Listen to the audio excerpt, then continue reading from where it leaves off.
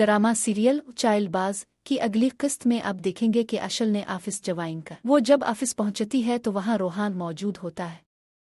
रोहान इसे देखकर बहुत ज्यादा खुश हो जाता है और कहता है कि आपको छूटिए। हाँ, देखकर मुझे बहुत अच्छा लगा, मगर काश ईशर भाई भी यहाँ होते। इस पर अशल रोहान को तसल्ली देते हुए कहती है कि मैं आ गई हूं ना अलिफ। कुछ देर बाद जब असद ऑफिस आता है और सामने अशल को देखता है तो हैरान भी होता है और परेशान भी। वो अशल को देखकर गुस्से में आ जाता है। अशल फौरन अपनी कुर्सी से खड़ी हो, असद भाई छोटिए, आप कैसे हैं? लेकिन असद कोई जवाब नहीं देता।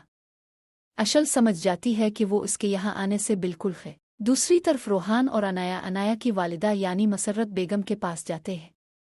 रोहान वहां जाकर मसर्रत बेगम से कहता है कि आयशा भाभी ने अच्छा नहीं किया, आप उनसे बात करें। उन्होंने ही अशल भाभी पर झूठा इल्जाम लगाकर उन्हें और राशिद भाई को घर से निकलवा दिया। ये उन्होंने बिल्कुल अच्छा नहीं किया। आप मुझसे वादा करें कि आप उन्हें समझाएंगे। मसर्रत बेगम पहले तो बहुत परेशान हो जाती हैं, मगर फिर रोहान को तसल्ली देते हुए कहती हैं कि तुम फिक्र ना करो, अगर ऐसी कोई बात है तो मैं खुद इज़ा से बात करूंगी कि वो ऐसा कैसे कर सकती है। वापस जाते हुए अनाया रोहान से कहती है कि मुझे अजीब सा लग रहा है, अब तक तो अम्मू ने इज़ा आपी को फ़ोन कर दिया होगा, डर है कि वो कोई नया ड्रामा ना खड़ा कर दे।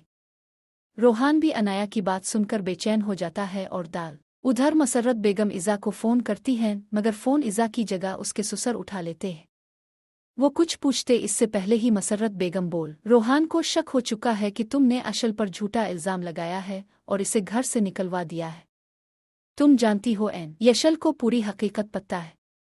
अगर अशल ने अपना मुंह खोल दिया तो सोचो किया होगा। अगर अशल ने सबको बता दिया कि अनाया की तलाक, ये सुनकर इज़ा के ससुर के तो जैसे पांव तले ज़मीन निकल जाती है। उनके हाथ से बेइख्तियार फ़ोन नीचे गिर जाता है। अतने में इज़ा भी कमरे में दाखिल हो जाती है। वो इसकी तरफ देखते हैं और बगैर कुछ कहे एक जोरदार थप्पड़ उसके, इतना बड़ा धोखा तुम लोगों ने हमें दिया है। तुम लोगों ने ये जुल्म मेरे साथ और रोहान के साथ कैसे कर दिया? तुम लोगों ने रोहान के। इज़ा अपने ससुर की तरफ देखकर शशदर रह जाती है।